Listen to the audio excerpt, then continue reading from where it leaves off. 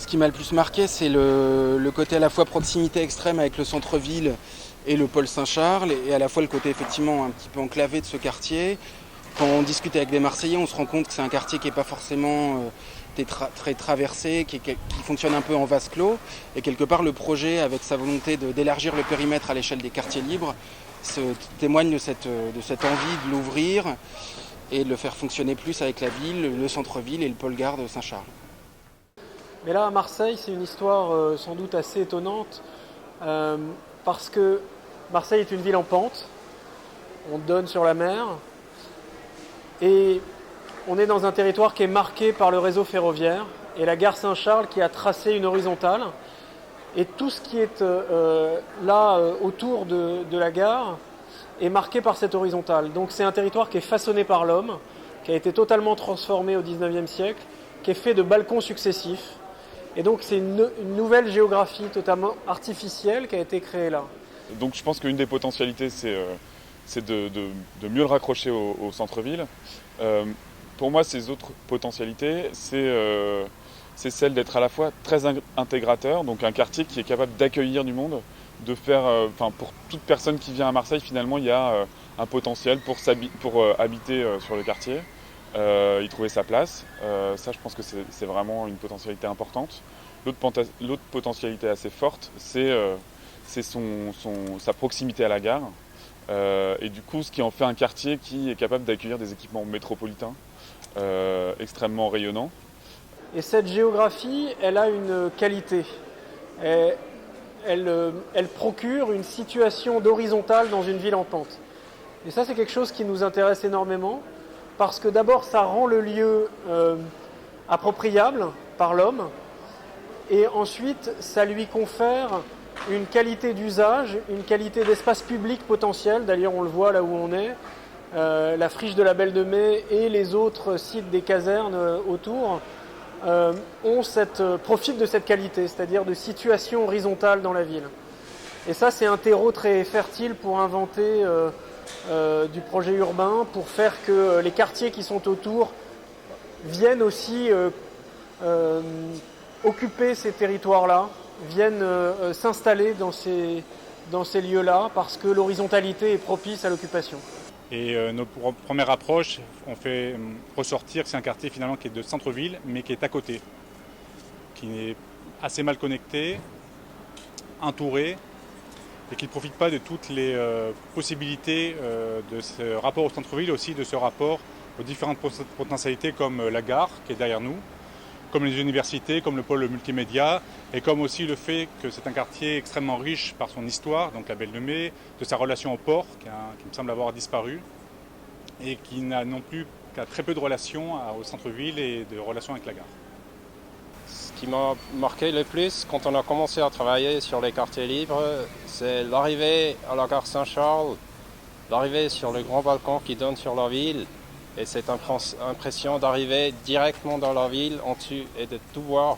Ce qui m'a le plus marqué sur le début du travail, c'est d'abord l'ambition du projet et l'idée qu'on était véritablement là pour améliorer l'existence la qualité de vie, le cadre de vie, les déplacements des habitants qui sont là. Alors que c'était un quartier qui est extrêmement vivant et qu'on pouvait faire avec cette vie et pour les gens qui sont là. On voit que c'est un quartier très vital. Il y a une population qui s'intéresse, qui s'implique, qui a envie de participer.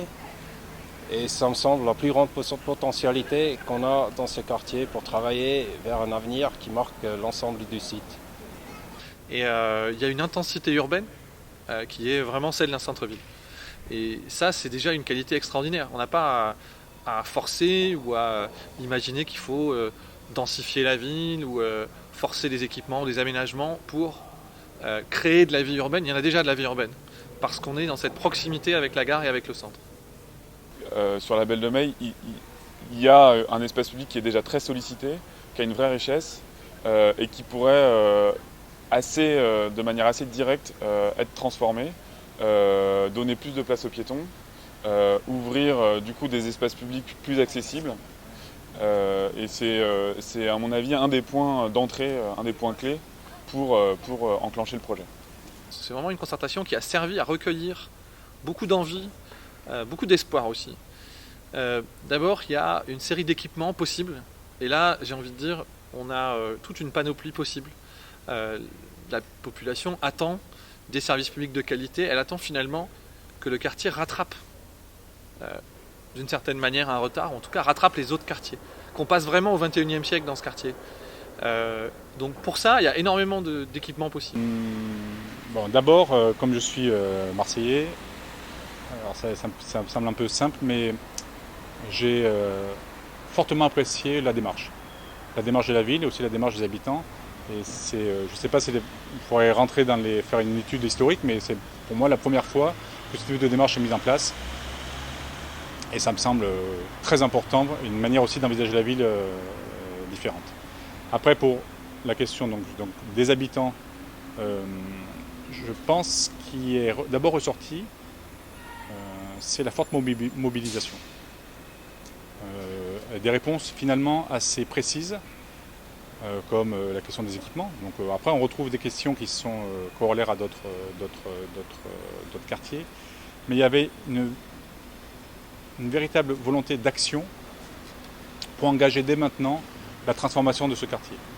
Dans les projets urbains, on a souvent tendance de dessiner une image à long terme et puis ensuite avoir envie de la réaliser telle qu'elle. Donc la couper en morceaux qui sont à réaliser progressivement. Nous, on a plutôt une approche inverse. On dit on a une image à long terme, c'est notre point fort vers lequel on tend. Ça nous donne une certaine orientation, mais il va bouger pendant les 10 ans pendant lesquels on travaille sur les quartiers libres. Et ce qui nous intéresse le plus, c'est le premier pas, c'est les déclencheurs. Par quoi est-ce qu'on commence? Donc c'est les petits pas qu'on peut faire aujourd'hui avec ce qu'on a sous la main, mettre en mouvement tout de suite. Et puis après, à terme, monter en puissance, produire les autres éléments et voir vers où le projet évolue. C'est la logique de développement des villes et c'est dans ce sens qu'on veut développer aussi les quartiers libres et le cité caserne. Notre travail sur ce projet, c'est d'avancer pas à pas et de commencer dès aujourd'hui. Après, le travail dans le temps, il se fait par séquence, par étapes. On essaye de comprendre à chaque moment quels sont les moyens d'agir sur le quartier, pour ensuite tendre vers une action à long terme. Non, on est dans une logique où on écoute, mais on écoute tout le temps. On écoute de façon globale et de façon détaillée et précise sur chaque chose. Et donc cette écoute, elle est productive. C'est pas juste on a entendu et puis on va faire comme on veut. C'est ce qu'il se dit en réunion, en atelier de travail, c'est le matériau qui fait le projet, qui le fait avancer, qui le définit, qui le fait progresser. Avec les concepteurs. Et tous les participants, j'ai envie de dire, du coup, contribuent vraiment à élaborer, à définir les projets. On a dans le quartier de la Belle de Mai une opportunité unique, c'est la présence de la gare Saint-Charles. Elle est déjà là aujourd'hui, elle n'est pas très bien accessible depuis le quartier. Donc pour le projet, pour désenclaver les quartiers libres, je pense que la mesure la plus importante, c'est l'ouverture de la gare vers les quartiers libres, vers le boulevard national, avec des accès directs au quai, avec des cheminements au niveau du faisceau. Autour, donc on aura un balcon de la gare non seulement vers le centre-ville, mais aussi vers les quartiers libres, qui s'étend jusqu'au boulevard national et même au-delà, et comme ça d'opérer l'ouverture à toutes les échelles pour ces quartiers. Un des enjeux forts du projet, c'est d'ouvrir la caserne du Muy, qui est le bâtiment principal du projet, en l'investissant par divers locaux, divers programmes, notamment associatifs. Un programme qu'on a identifié à ce jour, c'est de créer une maison du projet qui soit un petit peu plus ambitieuse et originale que les maisons du projet qu'on propose classiquement dans les projets urbains, en essayant de faire en sorte que cette maison du projet, ça soit à la fois la maison du projet urbain, mais aussi la maison du projet de quartier, de la Belle de Mai, avec potentiellement une mutualisation avec une maison des associations, une antenne de l'Office du tourisme. Donc voilà, c'est d'essayer de créer des lieux de vie pour justement dynamiser et permettre à ce tissu associatif dense de s'impliquer dans le projet. On commence à se mettre en mouvement, tout le monde comprend que le mouvement va prendre du temps. Donc de ce point de vue-là, notre idée c'est qu'on fait les choses dans leur temps, chaque chose prend du temps. Faire une école, c'est pas immédiat, tout le monde le sait. Mais à partir du moment où on sait qu'on va faire une école, alors à ce moment-là, le terme est calé, on sait que c'est dans 3 ans par exemple qu'elle va ouvrir, on sait combien de temps ça va prendre, et tout le monde étant associé à la démarche, eh bien aussi en étant associé, on comprend les délais et les obligations et l'attente qu'il va falloir avoir. Alors pour prendre en compte, pour aller vers ce temps long, nous on propose ce qu'on appelle la scénarisation, qui est en fait une référence aux séries télévisées et qui permet de faire des épisodes et voire même des saisons qui partent d'aujourd'hui. On se dit, qu'est-ce qu'on a aujourd'hui dans les mains, comment est le territoire, comment est le quartier, et comment peut-on imaginer tout de suite ce qui va se passer dans les 2 ans qui viennent, ça serait la saison 1, puis dans les 5 ans qui viennent, et il y aura des événements, il y aura des choses structurantes, des choses de mobilité, des nouveaux équipements, des choses dont les habitants ont besoin, et puis ainsi de suite, des saisons les unes après les autres. Donc finalement, c'est structurer ce temps long en partant d'aujourd'hui et en allant vers le futur par des blocs de temps qui ont une réalité et que les gens peuvent s'approprier. C'est ça qui nous paraît être le plus intéressant pour aller vers le temps long d'un projet.